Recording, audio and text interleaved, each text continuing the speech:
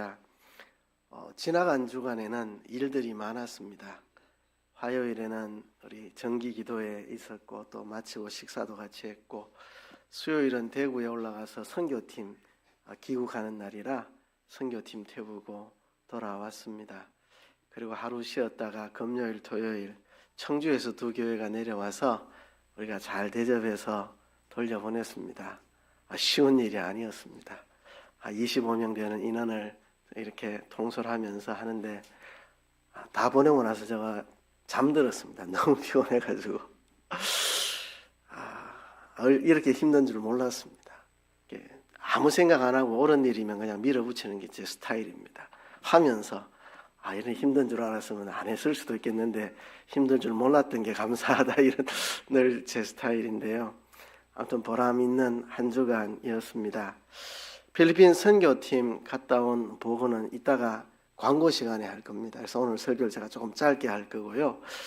그거는 이제 선교팀에서 나와서 보고할 거니까 이 청주팀 내려온 거는 제가 잠깐 보고하며 설교를 시작하려고 합니다. 처음 도착했을 때 횟집에서 만났습니다. 그래서 회를 먹었습니다. 돈이 많이 나왔겠죠. 23명 먹었는데, 그죠? 회를 떠서 집에서 대접하면 싸게 대접할 수 있는 줄도 알고, 또 회를 초장집에 가져가서 이렇게 먹으면 싸게 먹을 수 있는 방법도 있는 줄 잘 아는데 그렇게 안 하고 상차람이 아주 풍성한 조금 고급스러운 횟집에 데리고 갔습니다. 왜냐하면 이 아이들에게 이런 대접을 해주고 싶었습니다.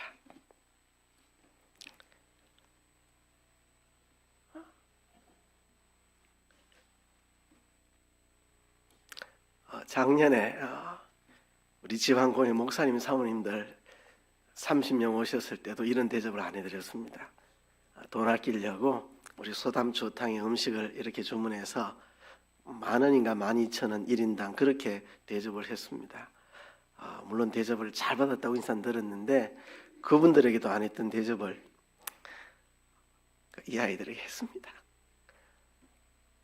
그리고 우리 교회에서도 우리 성도님들이 5분 나오셔서 또 돈을 내신 분도 있고 이래서 맛있게 요리해서 아이들에게 대접을 했는데 다들 맛있었다 하더라고요. 음식도 맛있었겠지만 아마 성도들의 정성이 그들에게 굉장히 맛있었을 것 같습니다.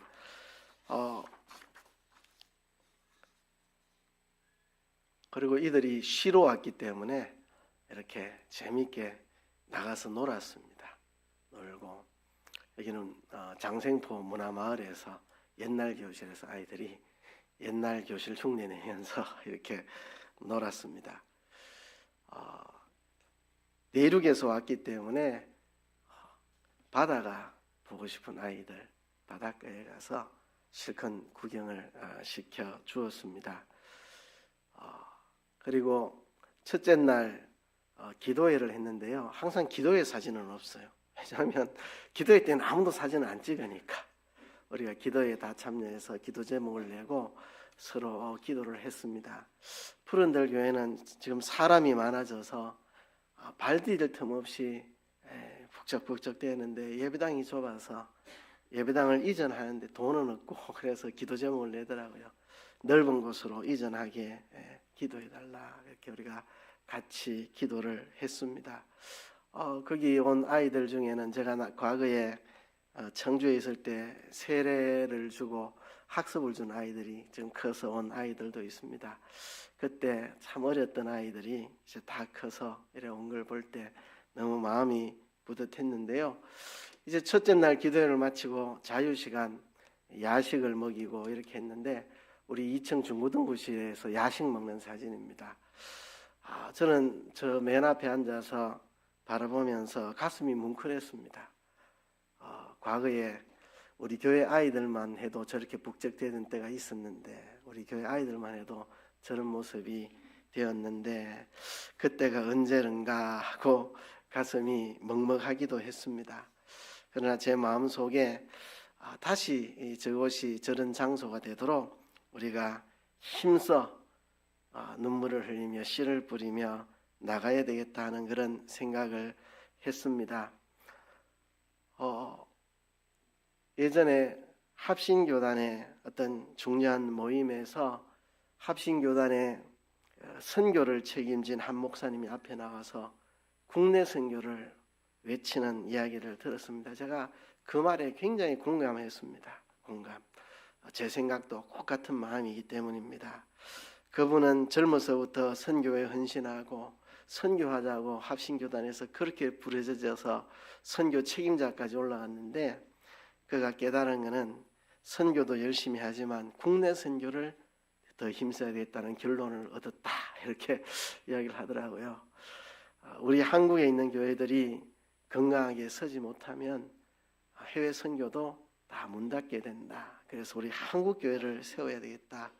어려운 교회들을 이렇게 세우는 일을 해야 된다고 그렇게 외치는 이야기를 듣고 저도 똑같은 생각이었습니다. 저도 20대 때부터 선교에 열정이 있어서 개인적으로 선교단체나 선교사들을 후원하기도 하고, 너무나도 경제가 어려워도 그거는 끊지 못하고 계속 하기도 하고, 또 제가 직접 해외 선교도 정말 많이 다녔습니다. 한 해에 8번 나간 적도 있습니다.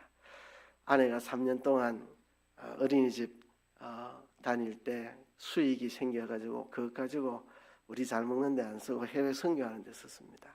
저도 누구 못지않게 선교에 열정을 불태우던 사람인데요. 제가 마지막에 내린 결론은 선교도 열심히 하지만 국내 선교에 힘을 써야 되겠다는 결론을 가졌습니다. 제가 주변에 있는 선교사님들 보면 다들 형편들이 괜찮아요. 선교 이러면 사람들이 많이 지원해 주니까. 근데 국내에 어려운 사역자들 참 어디 후원받을 때도 없고 너무너무 어렵게 사역을 해요. 그래서 해외 선교도 계속 하지만 국내 선교에 힘을 써야 되겠다, 그런 마음을 많이 가졌습니다. 지난해 여전도에 잔고를 다 털고 가겠다고 저한테 넘겨주셔서 국내에 어려운 목회자들 도와주라 해서 남전도에서도 좀 받고 또 교회에서도 보태고 해서 90만 원을 만들어서 세 교회에 30만 원씩 보냈습니다. 제가 이거는 교회에 후원하는 게 아니고 목사님 가정에 후원하는 거니까 생활비로 쓰세요 하고 세 군데 보냈는데, 제 주간을 배제하기 위해서 블라인드 선택을 했습니다. 그러니까 우리 교단의 통계 자료를 보고 제일 어려운 곳, 경제적으로 세 곳을 택해서 이렇게 보냈는데 이런 답을 받았습니다. 한 목사님한테는 설이 다가오는데 설을 어찌 보내야 될지 모르겠는데 이거 와가지고 설을 보낼 수 있게 돼서 감사하다. 그 말 들으니까 너무 마음이 뭉클하고, 또 한 교회는 이런 답을 받았습니다.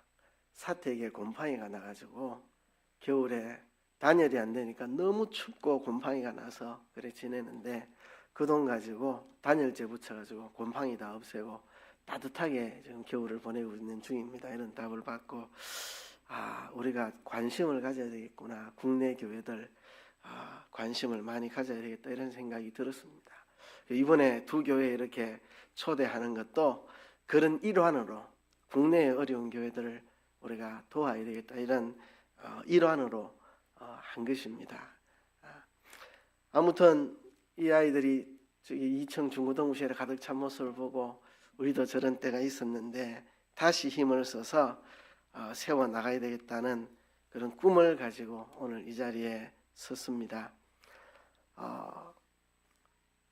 우리가 교회를 부흥시킨다고 생각할 때 여러분 어떤 마음이 듭니까?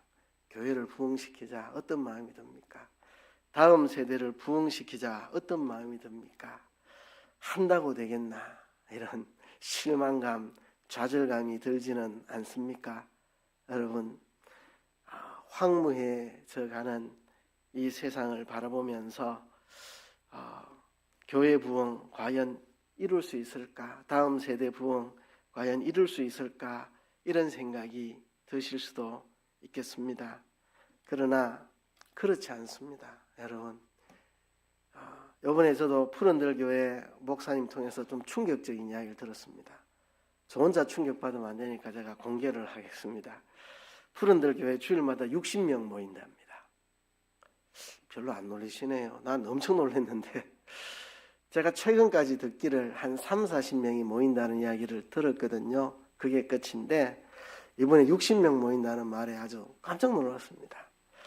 어떻게 3, 40명까지 부흥한 것도 개척교회가 3, 40명 모이면 큰 부흥인데 어찌 갑자기 3, 40명, 60명으로 불어났느냐 설명을 들었습니다. 작년에 새신자가 29명이 왔고 3분의 2가 정착을 했다고 합니다. 그 조그만 교회가 1년에 29명 새신자가 오는 것도 충격이고 새신자들 정착이 그렇게 쉽지 않은데 3분의 2가 정착했다는 것도 놀라운 일입니다. 여러분 비법이 뭘까요? 비법이 뭘까요? 어떻게 하면 그렇게 할 수 있을까요? 비법이 무엇일까요? 그렇죠? 비법은 없습니다. 오늘 주보에 교회 부흥의 비법 이렇게 적어놔서 여러분 주보를 먼저 보신 분들 교회 부흥에 무슨 비법이 있을까? 비법은 없습니다. 많은 사람들이 푸른들 교회 목사님한테 비법을 이야기해보라고 하면 항상 하는 말 아무것도 없어요. 아무것도 없어요. 아무것도 비법 그런 건 없다고 그냥 열심히 그냥 해온 것뿐이라고 아무런 비법이 없다고. 비법은 없습니다. 여러분 비법은 없습니다. 2006년 2007년 그 어간에 푸른들 교회가 개척이 되었고요. 이 개척할 때 처음에 몇 번 가정에서 예배 드리다가 홀을 얻었는데 이제 홀을 리모델링 할 때 그때 제가 관여를 했습니다. 그때 이 김정은 목사를 그땐 전도사였고 어떻게 알았느냐 하면 그 청주에서 조그만 그 야간 신학교가 있는데 거기 제가 강의를 한 과목 맡아가지고 강의하러 갔다가 젊은 20대 김정은 목사 전도사를 만났습니다. 그리고 김정은 전도사가 우리 교단에 가입을 했는데 이제 개척을 해서 홀을 얻어서 리모델링을 하는데 돈이 없어서 강단 뒷벽만 살짝 꾸미고 나머지는 전부 커튼 둘러가지고 예배를 드린다고 그러더라고요. 그래서 내가 그렇게 못하게 했습니다. 개척교회일수록 잘 꾸며놔야 된다. 옛날 아주 오래된 건물이라서 벽면이 다 창문이라서 춥기를 말할 수 없이 춥고 여름에 덥기를 말할 수 없이 더운 그런 곳입니다. 벽 전체가 창문이니까 옛날 건물. 그래서 단열을 시키고 예쁘게 꾸미고 제가 지원을 해서 그렇게 예배당 아름답게 꾸몄습니다. 밖에서 보면 오래된 건물 볼품도 없는데 안에 들어가면 사람들이 놀랍니다. 잘 이렇게 꾸며놨는데요. 거기서 네 가정이 출발을 했습니다. 본인 가정, 그리고 부모님 가정, 그리고 여동생 가정, 그리고 권사님 가정 이렇게 그러니까 집안 식구가 세 가정이고 집안 식구 아니고는 권사님 한 가정 이렇게 네 가정이 시작을 했는데요. 정말 어려웠습니다. 권사님 가정은 얼마 안 있어서 떠나가 버렸습니다. 권사님 가정은 다른 문제로 떠난 게 아니고 신앙 때문에 그분은 좀 신비주의를 추구하시는 분이라서 전도사님하고 신앙 코드가 안 맞아서 여러 번 떠나려고 하는 거 전도사님이 잘 설득해서 주저앉혔는데 결국은 떠났습니다. 신앙 차이로 떠나가는 건 뭐 어떻게 할 방법이 없습니다. 그렇다고 김정은 목사가 신비주의를 따라갈 수는 없는 거고 그래서 세 가정이 남았고 거기서 하는데 참 어려웠습니다. 원래 뭐 다 그런 건 아니지만 뭐 변호사, 의사, 교수 이런 분들은 좀 큰 교회 가는 경향성이 있습니다. 개척교회는 막다른 골목 이런 아이들, 막다른 골목 이런 사람들이 많이 찾아와요. 개척교회는 사람 하나가 귀하니까 내 같은 사람도 대접해 준다고 그렇죠. 그 어려운 시절을 너무 많이 보냈습니다. 그 내용들은 또 제가 거명하기가 좀 곤란합니다. 관계된 사람들도 있기 때문에 아무튼 상상할 수 없는 어려움을 겪고 너무 힘들면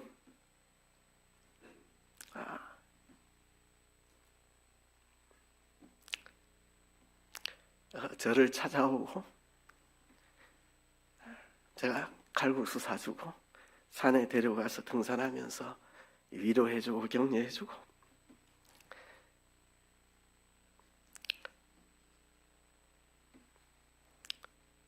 비법은 없습니다.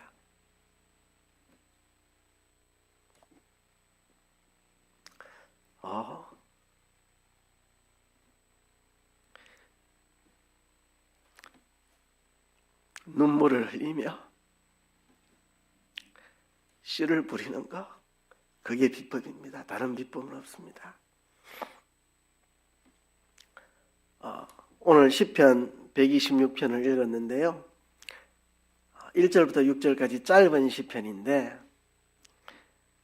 세 부분으로 되어 있습니다. 첫째 부분은 1절부터 3절, 과거에 대한 기억입니다. 과거에 대한 기억.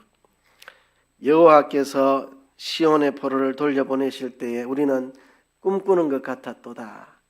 그때 우리 입에는 웃음이 가득하고 우리 혀에는 찬양이 찼었도다. 이런 기쁨의 때가 이스라엘 백성들에게 두 번 있었습니다. 한 번은 이 시편 126편이 기록되기 1000년 전에 애굽에서 해방될 때 이런 기쁨이 있었습니다. 얼마나 기뻤겠습니까? 애굽에 400년 동안 노예로 지냈던 이스라엘 백성들, 애굽에서 해방되던 날 그들이 그렇게 기뻤을 것입니다. 말할 수 없이 기뻤습니다. 그들이 구름 기둥, 불 기둥의 인도를 받아서 나올 때 하나님이 열재앙으로 애굽을 치시고 그들을 인도하여 내실 때 얼마나 기뻤는지. 근데 그 기쁨도 잠시 홍해 앞에 다다랐을 때 애국 군대가 추격을 해왔는데 하나님의 기적으로 이스라엘은 바다가 갈라져서 바닷길로 건너가고 애국 군대가 추격할 때 다시 바닷물이 합쳐져서 애국 군대는 다 수장되어서 더 이상 자기를 추격해서 해칠 세력이 없도록 완전한 구원이 일어난 거죠. 그때 그들이 바다를 건너가지고 소고치며 춤추며 찬양했습니다. 소고치고 춤추며 이 해방의 기쁨을 그들이 춤추며 찬양했습니다. 그리고 1000년 세월이 지났습니다. 이 1000년의 세월 동안 이들이 점점 하나님과 멀어지고 우상을 섬기고 부패해 갔습니다. 그래서 하나님이 이들을 바벨론에 포로를 보내셨는데 바벨론 포로로 잡혀갈 때 비참했습니다. 예루살렘 성이 불타고 성전이 불타고 성벽이 무너지고 사람들이 살육을 당하고 포로로 끌려갈 때 머나먼 땅 바벨론으로 얼마나 그들이 서글펐겠습니까?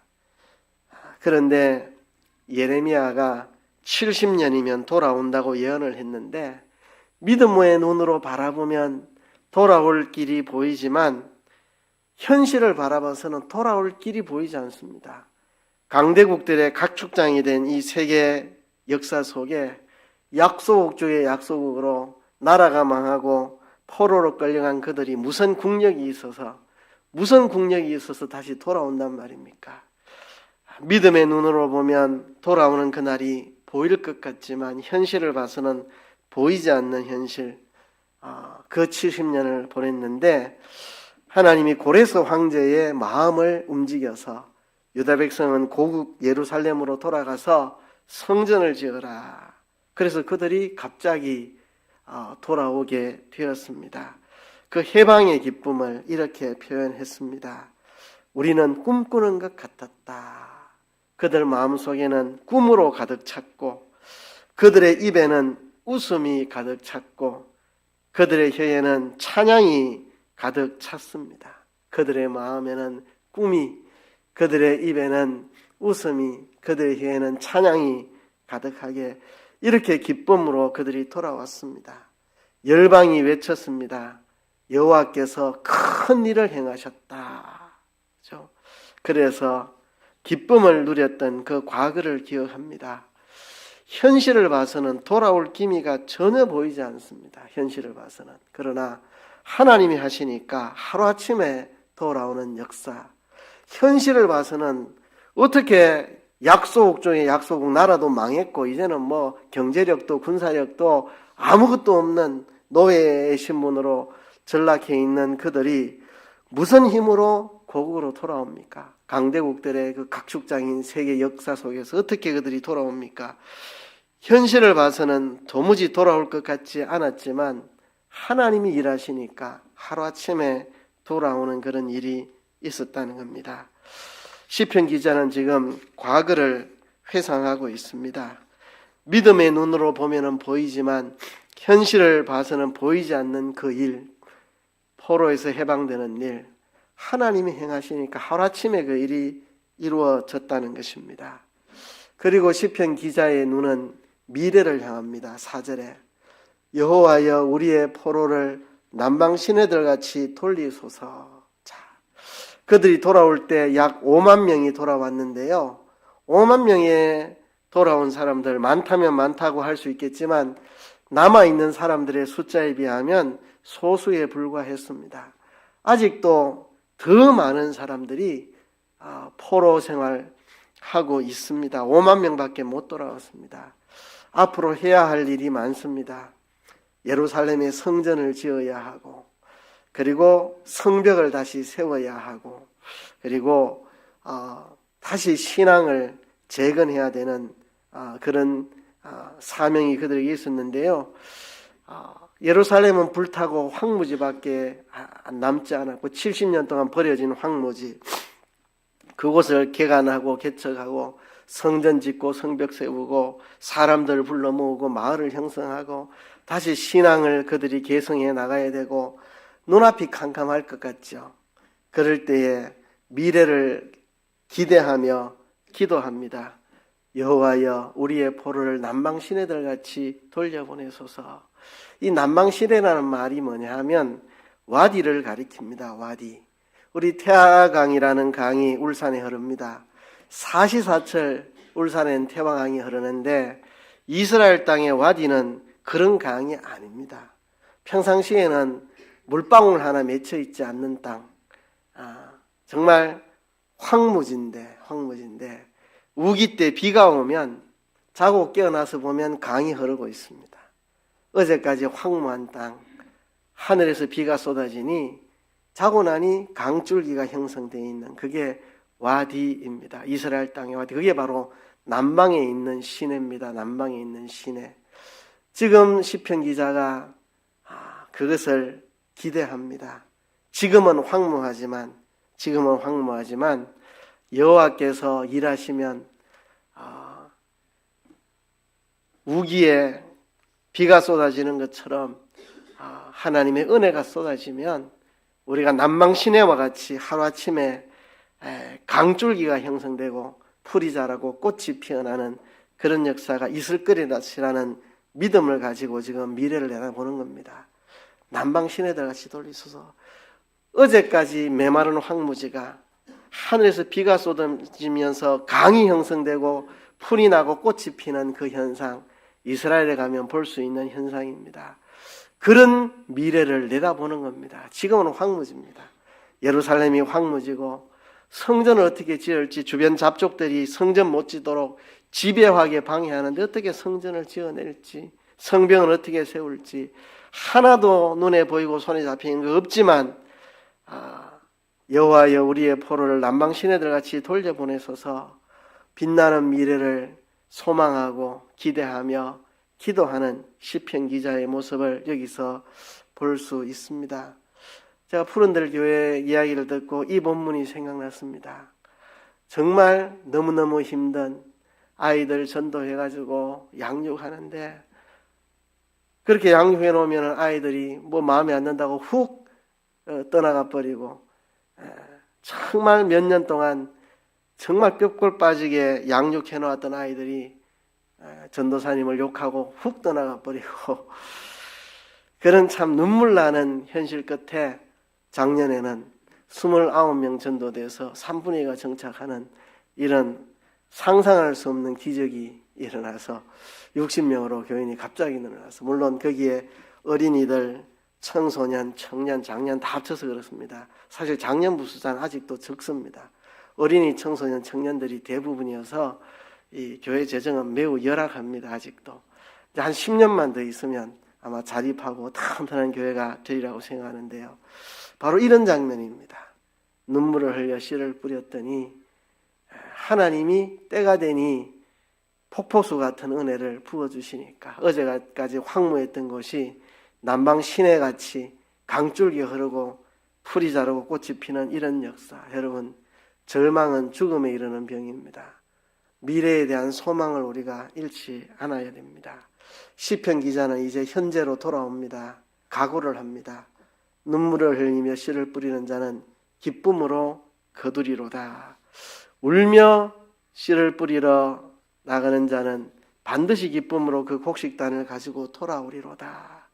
각오를 하는 겁니다. 예루살렘 황무지 다 불타고 폐허가 된 그곳, 여기서 눈물을 흘리며 씨를 뿌려보겠다고, 눈물을 흘리며 씨를 뿌리겠노라고, 황무지가 된 그곳에서 이제 눈물을 흘리며 씨를 뿌리겠노라고.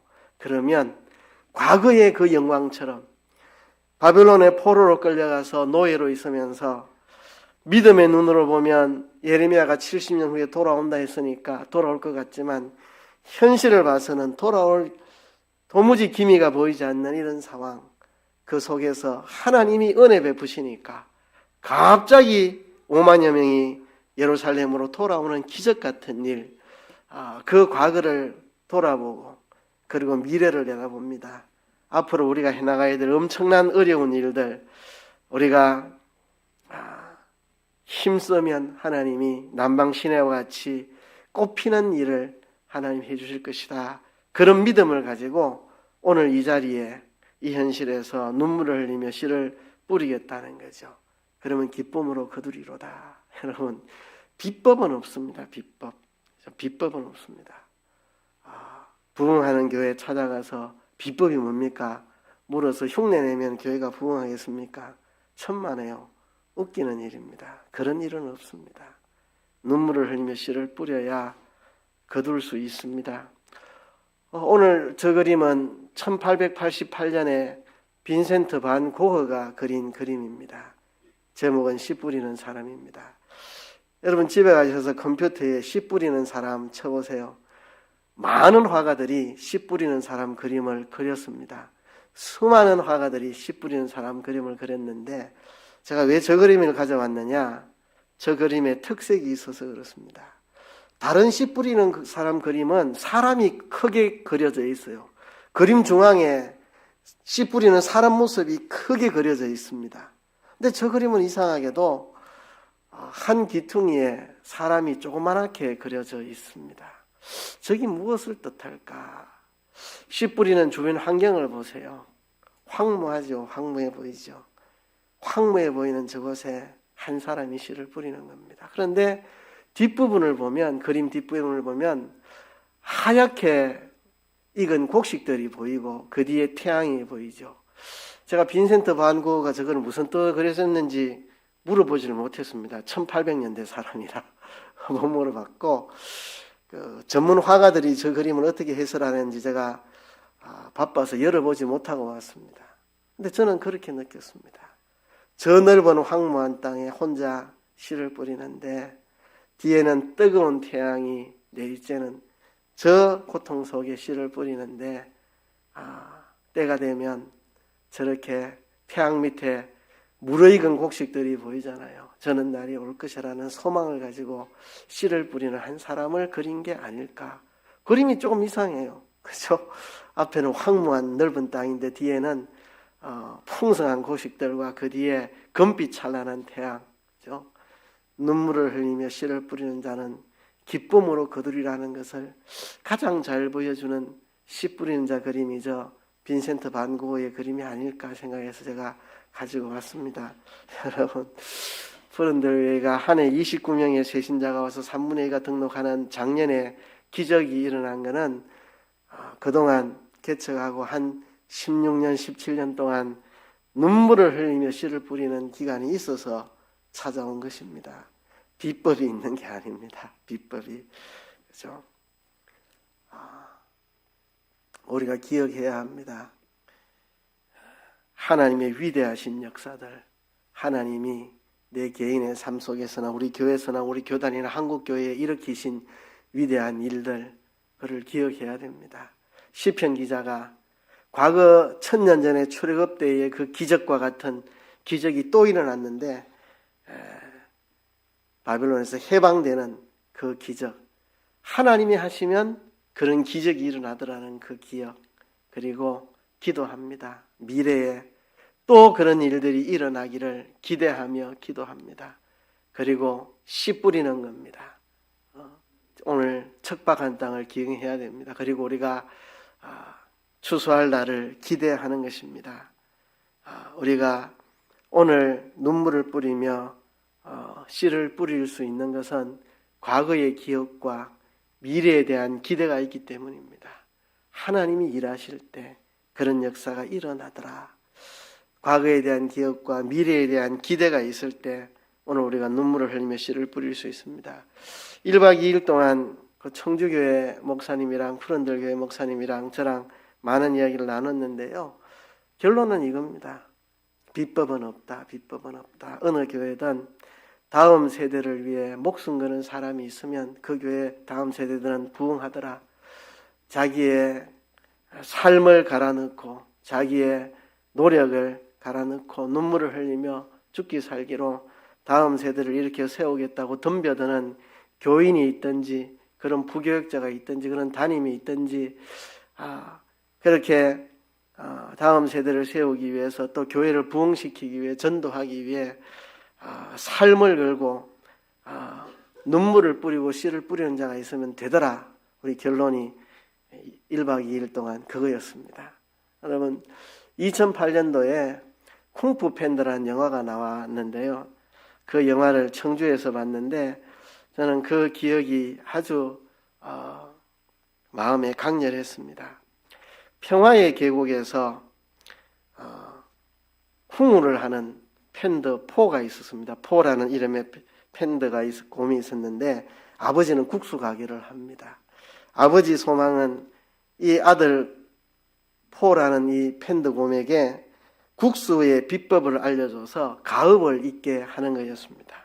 근데 이 포는 국수에는 관심이 없고 쿵후를 배우는데 관심이 있었습니다.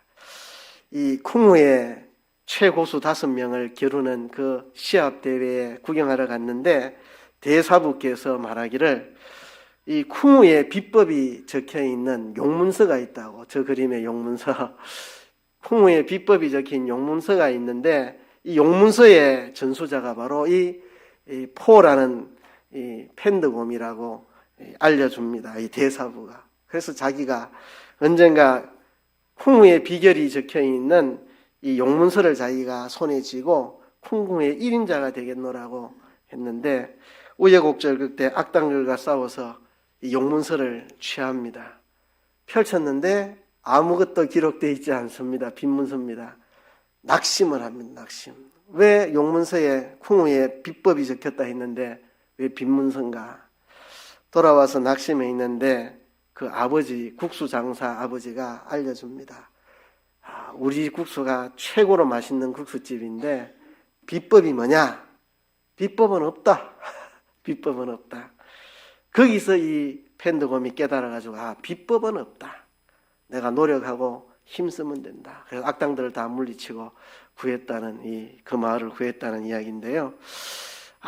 용문서를 취했는데 그 안에는 빈 문서였습니다. 비법은 없다. 비법은 없습니다. 우리가 눈물 뿌리고 씨를 뿌린 만큼 때가 되면 거두게 됩니다. 근데 거두는 건 이렇게 거둡니다.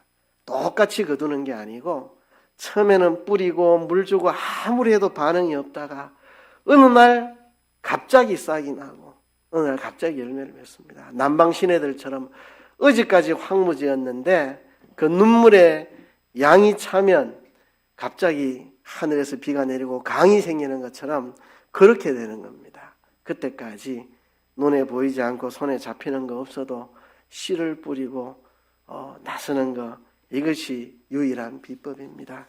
이 시간 우리 하나님 앞에 한번 기도합시다. 하나님, 우리 이번에 내려왔던 청주교회 푸른들교회 잘 살아가게 하시고 우리 남산교회도 비법은 없습니다. 우리가 교회를 세우고 부흥시키고 다음 세대를 일으키기 위해서 눈물을 흘리며 씨를 뿌리는 만큼 열매를 맺을 것입니다. 우리가 이런 확신을 가지고 우리가 눈물을 흘리며 씨를 뿌리는 우리들 되게 해 주옵소서. 다 같이 한번 통성으로 기도하겠습니다.